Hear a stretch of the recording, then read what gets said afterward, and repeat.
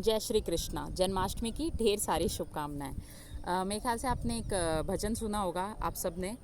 पता नहीं उस भजन को सोचते कितना है आप, ये मैं नहीं जानती हूँ, पर मैं बहुत ज़्यादा सोचती हूँ। बचपन से सुनती आई हूँ। मेरी एक दोस्त हुआ करती थी पूनम, जो बहुत अच्छा भजन गाया करती थी और मुझे बहुत पसंद था।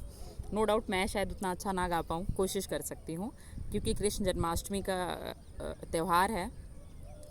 तोरा मन दर्पण कहलाए, तोरा मन दर्पण कहलाए, भले बुरे सारे कर्मों को देखे और दिखाए, तोरा मन दर्पण कहलाए, तोरा मन दर्पण कहलाए।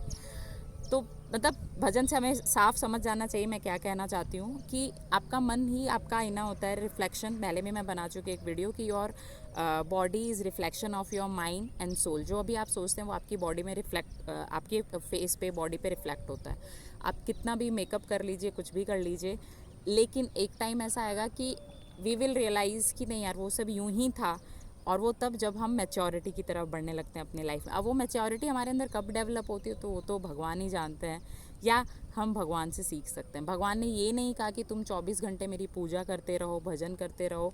करो, अच्छा लगता है जिसको, बट जो करो दिल से करो और कृष्णा जी के रास्ते पे चलो। जब मैं बहुत सारे स्टूडेंट्स को पूछती हूँ कि क्या तुमने महाभारत नहीं देखी, जैसे काफ़ी बार ऐसा हो जाता है कि मैं XYZ के बारे में बोल रही हूँ, मुझे पता चलता है वो बच्चा बोलता है मैम वो हमारे रिलेटिव हैं, मैम वो हमारे पड़ोसी हैं, एक्स है ना, एट्सेट्रा एट्सेट्रा। तो मैं क्या, तो क्या हुआ, तुम्हारे पड़ोसी हैं या तुम्हारे रिश्तेदार हैं या तुम्हारे भाई है, उससे वो सही तो नहीं हो जाएंगे ना। तो बच्चों को ये चीज़ रियलाइज़ नहीं हो रही है।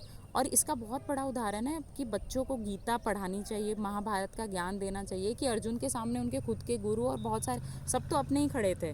तो इस उन बच्चों के हिसाब से तो मतलब महाभारत गलत ही हो गई यार। तो आप एनालिसिस इस तरह से कीजिए कि सही क्या है, गलत क्या है।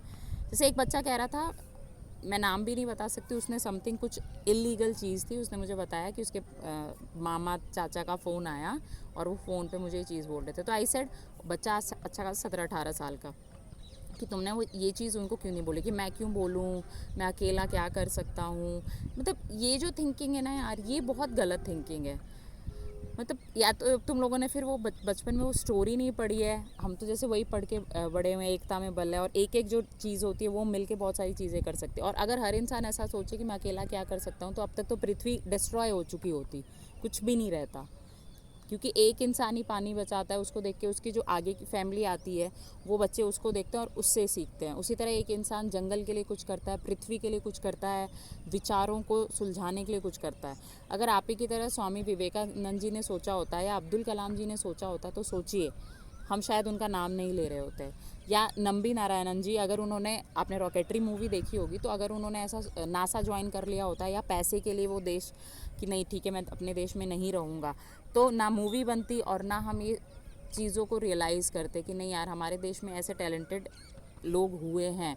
और वो टैलेंट इसीलिए क्योंकि अपने विचारों को उन्होंने कहीं पे बेचा नहीं, सेल्फ एनालिसिस किया और ये नहीं सोचा कि मुझे उसके पीछे जाना है, वो ये क्यों नहीं कर रहा है या सारे सही। ऐसा कभी नहीं होता है कि सारी दुनिया अगर कुछ कह रही है तो वो सही ही होगा, ऐसा बिल्कुल ज़रूरी नहीं है। तो बेसिकली स्टूडेंट्स अपने जो थॉट्स हैं उसको थोड़ा सा प्रोसेसिंग कीजिए, थोड़ा सा चेंज कीजिए। ऐसा बिल्कुल ज़रूरी नहीं होता है कि वो क्योंकि आपका क्लोज वन है तो वो सही ही होगा। तो ये कृष्णा जी से हमें बहुत सारे थॉट्स एक्चुअली सीखने की ज़रूरत है। मैं भी सीख रही हूँ, आप भी सीखिए। आज के दिन गीता के थोड़े बहुत श्लोक ज़रूर पढ़िए, जो आपको शायद, काफ़ी बच्चे कहते हैं हमें समझ नहीं आता, अच्छा लगता है, तो अच्छा तो लग ही जाएगा। और क्या पता कौन सा थॉट कब आपके माइंड में क्लिक हो जाए और कब आपको कुछ गलत करने से रोक दे। तो इसी विचार के साथ अपना ध्यान रखिए। जय श्री कृष्णा। भगवान की कृपा हम सब पर बनी रहे और सबसे बड़ी बात, भगवान हम सबको सद्बुद्धि दे। हर हर महादेव।